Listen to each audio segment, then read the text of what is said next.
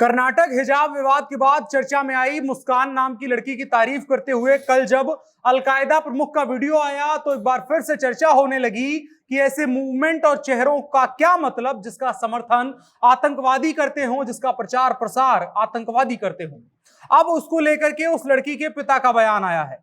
मुस्कान के पिता ने कहा है कि उन्हें इसके बारे में कल दोपहर को ही पता चला। उन्हें नहीं पता कि इस वीडियो में दिखने वाला शख्स कौन है, लेकिन मुस्कान के पिता का कहना है कि किसी दूसरे मुल्क के व्यक्ति द्वारा मेरी बेटी का नाम लेना गलत है। मैं अपने देश में खुश हूं। हमें अपने देश के मुद्दों के बारे में बोलने के लिए अलकायदा और उनके आतंकवादी नेताओं की जरूरत नहीं है। साफ तौर पर उसके पिता ने आतंकवादी संगठन के नेता की टिप्पणी को गलत करार दिया और उन्होंने जो अलकायदा के संगठन के बारे में अगर बताएं, जो उसके प्रमुख का वीडियो जवाहिरी का वीडियो कल आया था, उसमें उसने कहा था कि भारत में हिंदू डेमोक्रेसी चल रही है और इस वजह से मुसलमानों के यहां दबाया जा रहा है। उस टिप्पणी को गलत करार देते हुए मुस्कान के पिता ने कहा है कि वो और उनका परिवार यहां पर खुश हैं। आइए जानते हैं क्या है पूरा मामला और अलकायदा का समर्थन इतने दिनों के बाद, जब वो मुद्दा ठंडा हो गया है तो उसके बाद अलकायदा का समर्थन क्यों मिल रहा है उस लड़की को और उस मुद्दे को। नमस्कार, मेरा नाम है अनुराग मिश्रा और आप देख रहे हैं जनता जंक्शन। तो कल अलकायदा का एक वीडियो सामने आता है जिसमें अलकायदा का प्रमुख जवाहिरी भारत के कर्नाटक में हुए हिजाब के घटनाक्रम पर तकरीबन 9 मिनट तक बोलता है। इस दौरान कर्नाटक हिजाब विवाद के दौरान चर्चा में आई लड़की मुस्कान की भी तारीफ करता है और साथ में कहता है कि ऐसी लड़कियों की तारीफ की जानी चाहिए, दुनिया भर से उनको समर्थन मिलना चाहिए। लेकिन उसको लेकर के मुस्कान के पिता का मानना अलग है। उनका कहना है कि भारत का मसला है, हमें किसी आतंकी संगठन की जरूरत नहीं है, हम यहां पर खुश हैं। अब सवाल है कि जब उस परिवार को जरूरत नहीं है, जिसको पीड़ित कहा गया एक तरीके से, उसके लोग खुश नहीं है इस समर्थन से, तब भी अलकायदा क्यों इस बीच में आ रहा है? इसमें अलकायदा क्यों बार बार आकर के अपनी बात रखने की कोशिश कर रहा है और उसके बाद एक मूवमेंट और नैरेटिव क्यों इंटरनेशनल लेवल पर इसको बनाने की कोशिश की जा रही है? तो इन सबकी मध्यस्थता जो कर रहा है, कहा जा रहा है popular front of India. Popular front of India मतलब पीएफआई। कल जब जवाहिरी का वीडियो सामने आया तब भारतीय जनता पार्टी की तरफ से पॉपुलर फ्रंट ऑफ इंडिया और उसकी सिस्टर संस्था एसडीपीआई का नाम लिया गया। पीएफआई के बारे में अगर आप नहीं जानते हैं तो 1 साल पहले ही पीएफआई के पदाधिकारियों ने अलकायदा से जुड़े हुए एक तुर्की समूह से मुलाकात की थी जिसका नाम आईएचएच था। आईएचएच जो अलकायदा समूह को 2014 में सीरिया में हथियारों की स्मगलिंग करता था। और दावा इस बात का भी किया जा रहा है कि पीएफआई का जुड़ाव और फंडिंग ऐसे ही समूहों के द्वारा मिलती है। ये हमारा नहीं बल्कि भाजपा, कई राइट विंग और इसके अलावा एनआईए का दावा है।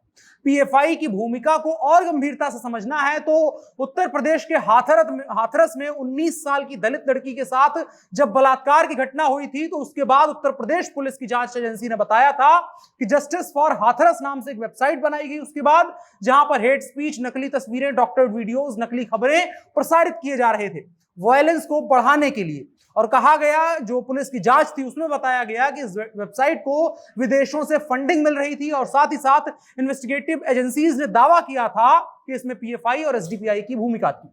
इसके अलावा जो दिल्ली में और उसके आसपास के इलाकों में सीए विरोध के दौरान दंगे हुए थे उसमें भी पीएफआई और एसडीपीआई की भूमिका थी। इस दौरान 120 करोड़ रुपए 70 अलग अलग खातों के जरिए भारत में भेजे गए थे, जिन खातों का संबंध पीएफआई के लोगों के साथ था। और इस प्रोटेस्ट के दौरान ही 90 बार उन 120 करोड़ रुपयों में से पैसों को निकाला गया था। इसके अलावा नेशनल इन्वेस्टिगेटिव एजेंसी एनआईए ने केरल से होने वाले सोने की स्मगलिंग की जांच करी थी तो 5 अपराधी पकड़े गए जिनके टेरर लिंक थे, यानी आतंकवादियों से संबंध थे। और आतंकवादियों और इन 5 लोगों के बीच में जो ब्रिज का काम कर रहा था वो पीएफआई का मेंबर था जिसका नाम मोहम्मद अली था। अब लौट आते हैं मुद्दे पर। अलकायदा के साथ पीएफआई के संबंध हैं, उस बात के सबूत कई बार सामने आए हैं, लेकिन फिर भी उसे भारत में प्रतिबंधित नहीं किया गया है।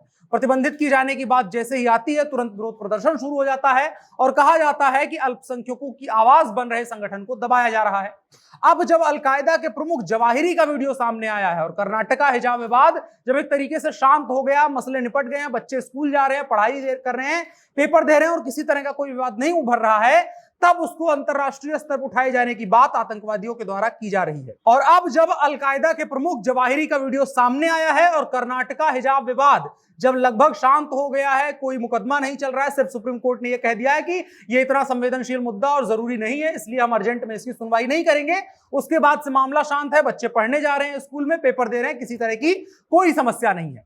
जब ये सब कुछ शांत हो गया है, उसके बाद अलकायदा की तरफ से इसे अंतरराष्ट्रीय स्तर पर मुसलमानों के हित की बात करते हुए, उनके हक की बात करते हुए उठाए जाने की बात बार बार कर रहा है, तो सवाल खड़ा होता है। और एक बार फिर से पीएफआई सवालों के घेरे में आ रही है, क्योंकि कर्नाटका हिजाब विवाद को इतना बड़ा बनाने वाली संस्था का नाम पीएफआई ही है। जैसे स्कूल में, कॉलेज में ये तमाम घटनाएं हुई कि हिजाब पहनने से रोका गया, उसके बाद जो विरोध प्रदर्शन हुआ, उसके पोस्टर्स जो थे उनमें पीएफआई का लोगो, पीएफआई का नाम और पीएफआई के लोगों के फोटोज साफ साफ देखे जा रहे थे। तो एक बार फिर से पीएफआई सवालों के घेरे में है। राजस्थान में जो कुछ हुआ है उसको लेकर के पीएफआई घेरे में है।